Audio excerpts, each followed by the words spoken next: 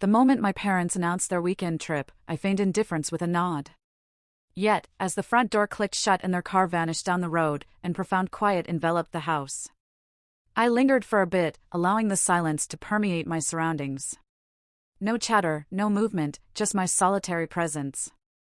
Initially, this solitude felt like a release. No imposed bedtimes, no interrogations, no gentle hum of parental worry. I roamed the house with bare feet, the cool touch of the wooden floors a pleasant sensation. I peered into the refrigerator, then closed it, settled onto the sofa, and idly flipped through television channels. Nothing captivated my interest for long. By noon, a sense of boredom had morphed into a restless agitation. I found myself pacing, aimlessly scrolling through my phone, and gazing out the window. That's when I noticed him, Liam. He was tending to his lawn, shirtless as was his custom on sunny days. His muscles flexed and relaxed with each deliberate push of the mower. His actions were unhurried, almost leisurely, yet remarkably precise. He was 6 years my senior, shared the house next door with his wife, Claire, and possessed the kind of charm that made mothers subtly flirt and fathers secretly envious. I'd often joked with my friends about his suburban appeal, but there was an undeniable deeper quality to him, a subtle intensity beneath his amiable exterior. I observed him for a fraction longer than appropriate, then averted my gaze, a flush of embarrassment rising despite being unseen. Liam and I had exchanged brief pleasantries on occasion, casual conversation, light-hearted banter. Once, he'd assisted me in carrying a cumbersome box inside when my parents were absent. I'd offered him a soft drink, and he'd lingered longer than strictly necessary. We'd shared a laugh about something trivial, perhaps the weather, or a neighbor's garish holiday decorations.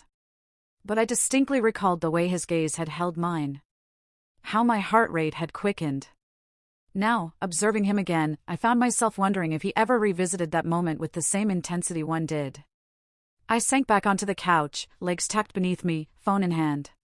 My fingers hesitated over his name in my contacts, added months prior as a half-hearted joke after needing to text him about a misdelivered package. I knew I shouldn't, yet I did. Me, hey, what are you up to? The 3 dots signifying his reply appeared almost immediately. Liam, just finished the lawn. Sweaty and gross, lol. Me, bored out of my mind. Parents are away for the weekend. House to myself. I stared at my message, a wave of self-consciousness washing over me. Had I been too forward? Too suggestive? Before I could dwell on it, his response came through, Liam, lucky you.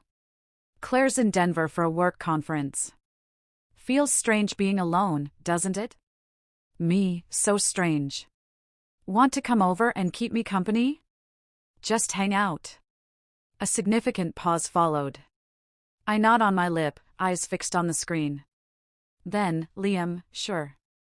Be there in 10 minutes. I sprang from the couch, my heart pounding. I dashed to the mirror, hastily ran a brush through my hair, and changed my shirt twice before selecting something understated yet becoming. I applied a touch of lip gloss, assuring myself it was insignificant, merely a neighbor visiting, 2 solitary individuals seeking companionship on a quiet weekend. But a deeper instinct told me otherwise.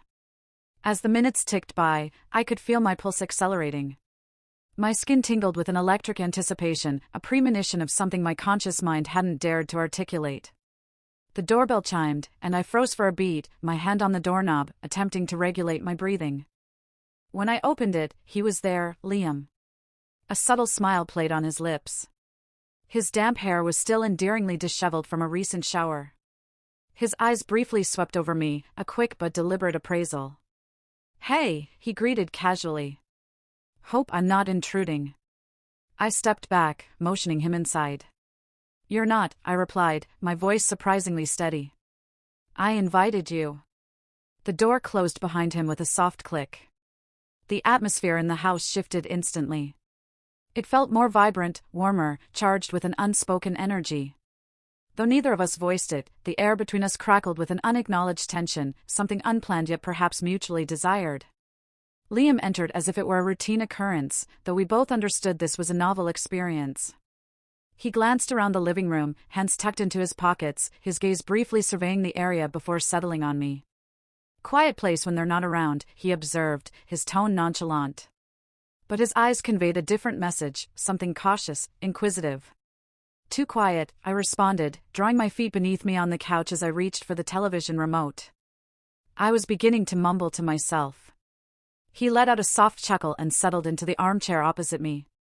We sat in comfortable silence for a moment, the television providing a low hum in the background, broadcasting something neither of us was truly watching. It wasn't awkward, not precisely, but it was undeniably charged. I stole a furtive glance at him. The damp ends of his hair had begun to curl slightly. He wore a well-fitted gray t-shirt and jeans, nothing extraordinary, yet they seemed to mold perfectly to his physique. A flutter of nerves stirred in my stomach, and I despised how transparent my feelings felt.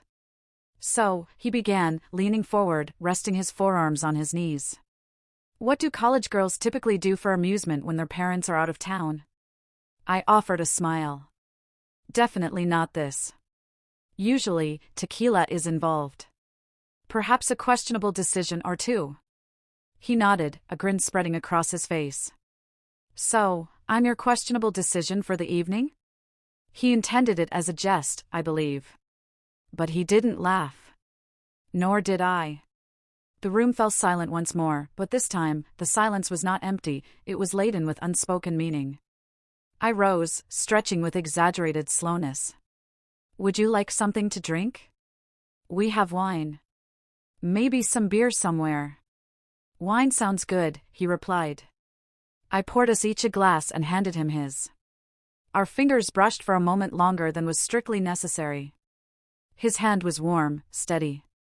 Mine, not so much. We sipped in unison, pretending the perceived distance between us was smaller than it actually was. The wine served as a pretext, but it eased the tension. We conversed about inconsequential matters, the weather, Claire's job, my academic pursuits, but the words themselves were not the primary focus. The tone had softened now, lingering. I've always wondered what it would be like, I murmured quietly during a lull in our conversation. He looked over, a hint of confusion in his expression. What would be like? I met his gaze directly. To be alone with you. He didn't respond immediately. His expression remained unchanged, but his grip on the wineglass tightened ever so slightly. Ava, he said finally, his voice low and resonant. We probably shouldn't venture there. But we already have, I whispered. And there it was, articulated aloud, the truth that had been simmering beneath the surface since the moment he had crossed my threshold. He didn't object, didn't make a move to leave. Instead, he carefully placed his glass down, then leaned back in his seat, his eyes fixed on me as if acknowledging something he had previously refused to admit to himself. You have no idea how dangerous you are, he stated. Then why are you still here? I rose from the couch, moving slowly towards him. My legs felt strangely detached from my body. He remained seated as I approached, until I was standing directly before him. I observed the subtle quickening of his breath. Now you should tell me to stop, I said. His hand reached out, lightly brushing my waist. I should. He didn't. I leaned down. Our lips met, a hesitant, searching connection. It was gentle at first, almost tentative. Then, it became bolder, more fervent. The armchair creaked beneath his weight as he shifted, pulling me down onto his lap. My fingers found their way into his hair, and his breath hitched against my mouth. Everything else faded into a blur, the couch, the wine, the very walls of the room. It was just touch and heat and desire converging in a quiet living room, unseen by anyone else. My heartbeat thundered in my ears. At some point, I whispered, we don't have to go further. But he looked at me as if that were no longer even a consideration. We relocated to my bedroom. No words were exchanged. The door clicked shut behind us, and the air grew heavy with anticipation. Clothing was removed in silence, fingers trembling slightly, not from fear, but from an intoxicating rush of adrenaline. What transpired next was not slow, nor was it careful. It was the culmination of every unsaid word, every stolen glance, every suppressed thought. It was undeniably wrong, and it was intensely real. And when it concluded, we lay there, entangled in sheets and a shared sense of guilt.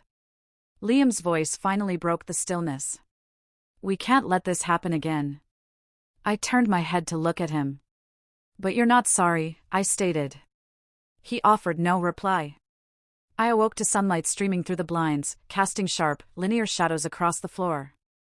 For a fleeting moment, I couldn't quite orient myself.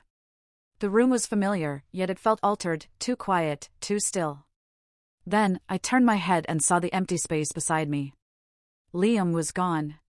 Only the faintest trace of his scent lingered on the pillow next to mine, clean laundry, a hint of cologne, and something else, something heavier. Regret, perhaps. I sat up, pulling the sheet around myself, my heart heavy with the enormity of what had transpired. Last night had not been a dream. It had been real, every look, every kiss, every unspoken boundary crossed and irrevocably shattered. Initially, I waited, thinking he might have simply gone to get water or use the restroom. But as the minutes stretched on, the silence in the house deepened. I slipped out of bed and crept into the hallway. There was no sign of him. The front door was closed but unlocked.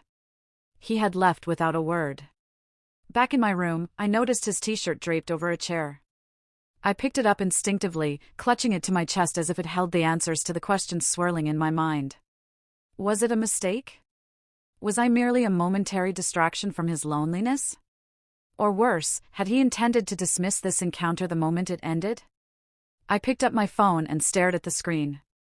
No new messages. Eventually, I typed one out, "Me, are you okay?" I didn't anticipate an immediate response, but the ensuing silence still stung. 2 hours later, a reply finally came through. "Liam, we should pretend it didn't happen." That was all. No explanation, no apology, just a concise, neatly packaged denial. A knot formed in my stomach. I reread the message 3 times before setting the phone down, the words blurring before my eyes. So that was it. Just like that, it was over, erased. I attempted to distract myself. I watched mindless videos, opened textbooks I had no genuine intention of studying, and stared blankly out the window. Nothing worked. My body still hummed with the lingering memory of him, but my mind was already recasting the previous night's events into something tawdry, melancholic, a secret to be buried. My parents returned home that evening, completely oblivious. My mother recounted tales of traffic congestion, while my father grumbled about the inadequate hotel pillows. I nodded at the appropriate junctures, offered a smile when they looked my way, and felt like an imposter in my own skin. The most unsettling part was the pervasive normality of everything. A few days passed. I hadn't seen Liam.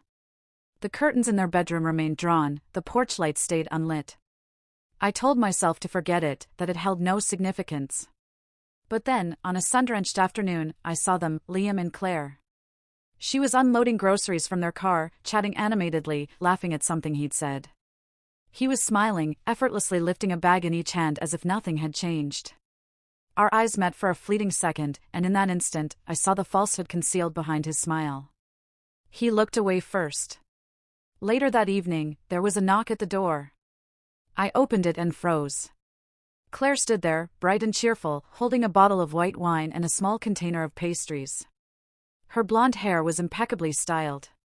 She looked like someone who hadn't spent the past week living adjacent to a profound betrayal. "Hey, Ava," she greeted warmly. "I just wanted to thank you for always being so sweet to Liam. It means a lot, especially when I'm traveling so much. He told me you've been great company." My throat constricted. "Oh, it's nothing. We just talked." "I'm glad," she said. "It's nice to know someone's keeping him grounded when I'm away. Come by sometime, okay? I'll cook dinner." She handed me the wine, smiled again, then turned and walked away, as if she hadn't just metaphorically poured salt into an open wound. I closed the door and stood there, stunned. Her kindness inflicted a deeper pain than any accusation could have. She didn't know. Not yet. But I did. I carried the wine to the kitchen and placed it on the counter. My reflection in the microwave door caught my disheveled hair, weary eyes, and something else, shame. I used to equate being alone in the house with freedom.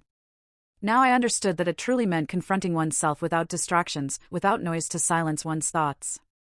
Last weekend, I allowed desire to overshadow reason. I invited chaos into a tranquil space. And now, I had to live with the consequences. Liam might have departed, but the guilt remained. It whispered in the darkness when the lights were out. It lingered when no one was observing. And worst of all, it didn't feel like it would ever truly dissipate.